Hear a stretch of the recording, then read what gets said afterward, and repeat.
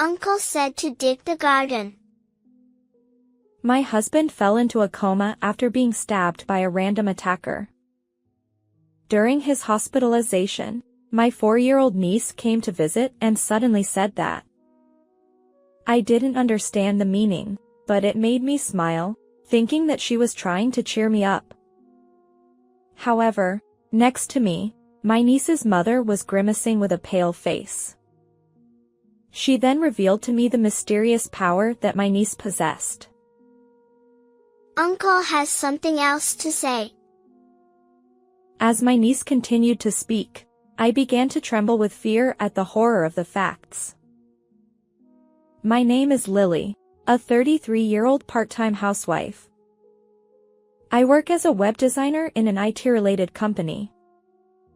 I married my husband, Nicholas, who is 5 years older than me, 3 years ago and bought a house with a garden on loan at that time.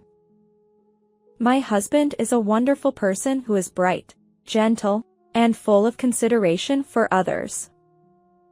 He became an irreplaceable existence for me as soon as we met, and that never changed even after we got married. We were bound by strong love and trust, and we believed that we would continue to live happily ever after. However, I never imagined that such a sad incident would happen. It all started when my father-in-law received a terminal diagnosis. Nicholas's parents' house is not far from our home, and his mother has already passed away. His younger brother Vincent and his wife and their 4-year-old daughter live with his father. His father runs a relatively large company in the area, and Vincent serves as vice president as the next successor. My husband and I were deeply shaken by this major event involving his father. However, the person himself was very calm, as if he had already made up his mind. Then, my father-in-law asked Nicholas to join his company and support Vincent. However, it was none other than Vincent who objected. What are you talking about now? Isn't my brother someone who left home 20 years ago? Caught between his dissatisfied younger brother and his father who wanted his sons to help each other, my husband was in a difficult position. Vincent, who was always praised by Nicholas as being more talented than him, was an intellectual who graduated from a top university as a child prodigy.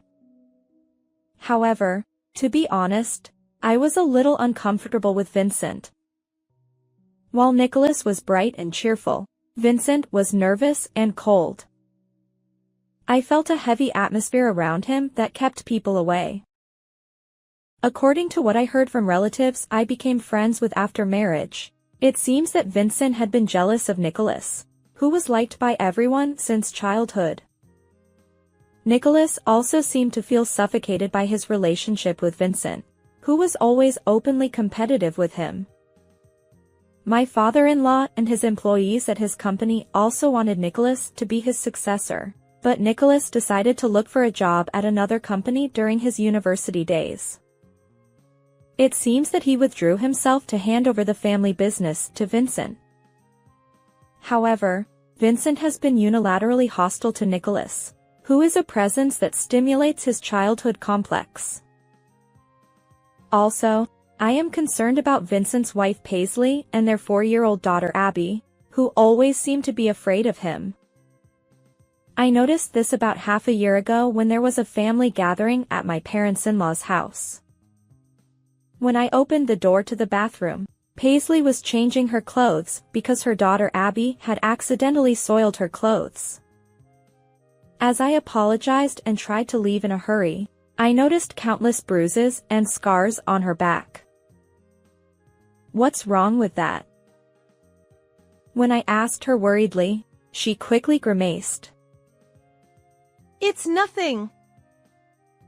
But from Paisley's distant attitude towards Vincent, I immediately thought it might be his doing. I'm sorry if I'm wrong. Did Vincent do that to you? Paisley turned pale at that question. It was clearly a positive answer. It's my fault. However, she only said that and never admitted it. Please, don't tell your father-in-law or Nicholas about this. I was deeply hurt, but overwhelmed by her desperate situation and couldn't consult with Nicholas. Soon after, my father-in-law passed away, leaving behind the family's wishes. Nicholas decided to join his father's company to carry on his father's will. Vincent, who became the new president, opposed it until the end, but he had to accept it in the end due to the support of the executives. Nicholas was enthusiastic about supporting Vincent, and I supported his new beginning. However, Nicholas gradually became lost in thought. And 3 months later, despite my worries, that incident happened. That day, I received a call during work that made my heart stop. It was from the police, and Nicholas was in critical condition after being stabbed by a random attacker. The scene was on a deserted street near his company, and the perpetrator fled and was missing. I rushed to the hospital in a panic, and Nicholas was in a critical condition, although he survived. I called Vincent first, and he was worried because Nicholas hadn't come back from his outside sales. After that, company employees and several relatives came to the hospital one after another, but Vincent and Paisley were not among them. Oh, Nicholas! Please wake up! I couldn't accept this shocking event as reality. I couldn't even see Nicholas in the intensive care unit, and I just cried in fear of losing him. The relatives there were the same, and we could only pray for Nicholas's safety. Later that night, Nicholas was still in critical condition, so I decided to go home to prepare for his hospitalization. However, when I arrived home, something surprising happened. When I entered the house, I found Vincent in Nicholas's study doing something. Hey! What are you doing? Oh, sorry, I was looking for important company documents while you were out. He didn't seem to feel guilty at all about my question. Why does Vincent have our key? I was keeping it for Nicholas in case something happened. Huh? I don't think Nicholas said anything like that. I was furious that Vincent, who was looking for a house on his own without coming to the hospital when Nicholas was in trouble, had our key. But then I realized that the company was in trouble. What kind of company documents?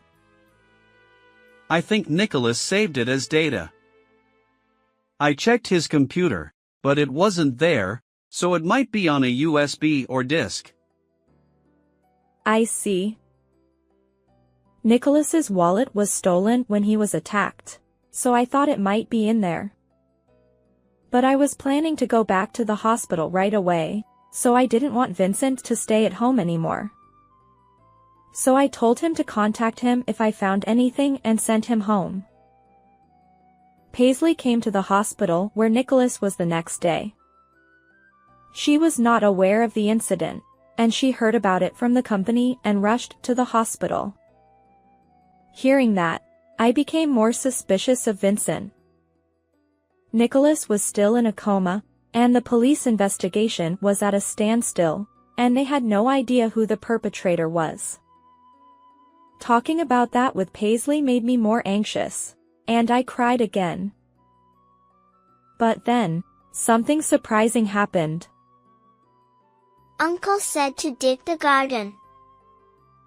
Abby, my niece, who was staring at Nicholas's sleeping face through the window of the intensive care unit, suddenly said that. I didn't understand the meaning of Abby's words, but her eyes were serious. I smiled, feeling her concern for Nicholas and me. Thank you, Abby. As I smiled and let it go, I looked at Paisley's face for help on what to say to Abby, and I was surprised to see her face turn pale. Lily, please listen without being surprised. Actually, Abby has a mysterious power. Paisley's story was hard to believe at first. Abby's mysterious power is the ability to sense changes in blood relatives. She realized this about half a year ago. Grandpa has something bad in his stomach. Paisley didn't understand Abby's sudden words and laughed it off like I did a few minutes ago. However, she was shocked when her father-in-law's illness was discovered shortly thereafter. And a few days later, she faced an event that changed her doubts into certainty. Mom, did Dad hit you yesterday? Abby spoke of something only Paisley could know. Vincent is a dishonest person who hits invisible parts of her body instead of her face, so it's rarely noticed by others. Abby's power has been getting stronger day by day, and she has become able to predict it every time. "That's scary. I don't know what to say," I said, staring at Abby's face in surprise. Then she looked at me with a more meaningful look. Uncle has something else to say. Then, the words spoken by Abby were something completely unexpected. "I can't believe such a terrible thing happened." I trembled with shock at the cruelty of the shocking truth. After that, I went back home and dug up the olive tree in the garden that Abby had taught me. As expected, a candy can wrapped in a plastic bag came out from there. Abby was right after all. I opened the lid of the can and checked the contents. It wasn't candy, but something important that Nicholas had hidden. And it told me why he had suffered so much. "This is terrible. To hurt my precious Nicholas for something like this." Eventually, my sadness turned into intense anger, and I decided not to forgive the perpetrator. That night, I called a person who knew the truth about the incident to my house and said, "I have something to tell you. I'll ask you straight. You're the one who stabbed Nicholas, aren't you?" The person was quite surprised by the sudden preemptive attack. He opened his eyes wide and froze for a few seconds, but then laughed out loud. "What's so funny? What I'm saying is not wrong. Right, Vincent?" Yes, the culprit I called was Vincent, Nicholas's younger brother. Abby, my niece, told me who the culprit was. Uncle has something else to say. She said that while looking straight into my eyes in the hospital room. Dad is the one who stabbed Uncle. Paisley and I were shocked by Abby's shocking words. However, there was no doubt about Abby's words. Because Paisley didn't explain the incident to Abby, she only told her that Nicholas was sick and sleeping. However, Vincent didn't flinch at my story and smiled defiantly. Ridiculous. Abby is only 4 years old. How can you take a child's story seriously? Vincent, you don't care about your family, so you don't know, but Abby has a mysterious power. Hey, stop joking. I won't be accused of being the culprit based on such an occult story. It's true. Abby predicted my father-in-law's illness. And you hit Paisley every day. Vincent was momentarily surprised by my last words, but then he returned to his expression and laughed down his nose. That's ridiculous. Then where were you at the time of the incident? I was at the company all day. Vincent answered confidently, but I knew it was a lie. After Abby's story, I was convinced that Vincent was the culprit. so I contacted one of the executives of my husband's company to confirm. Then it turned out that Vincent, who had behaved as if he were at the company, had been out all day. So what? Yesterday, I was visiting clients alone from the morning. But there's no need to explain that when Nicholas is in trouble. Then who is the client? Explain step by step where you went. Vincent sighed heavily. Stop it already. It's too rough to accuse me of being the culprit without evidence. If you insult me anymore, I'll sue you for defamation. Then he laughed at me with a relaxed look and turned his back. Wait a minute. Can you say that even after seeing this? Vincent, who turned around at my call, opened his eyes wide the next moment. This is what you were looking for, right? What was in my hand was a USB memory and an IC recorder. It was something I took out of a candy can Nicholas buried in the garden. Hey! Where did you find that? Surprised? Abby told me where it was. But I was surprised when I checked the contents. I never thought that you, the president, would do such a thing. What? Did you open it? Of course. It's important evidence that Nicholas went out of his way to bury in the garden. I then operated the IC recorder in my hand and played back the audio data. Vincent's voice requesting money as a reward for ordering a large amount from a trading partner flowed out from there. That's not all. You embezzled the company's money too, didn't you?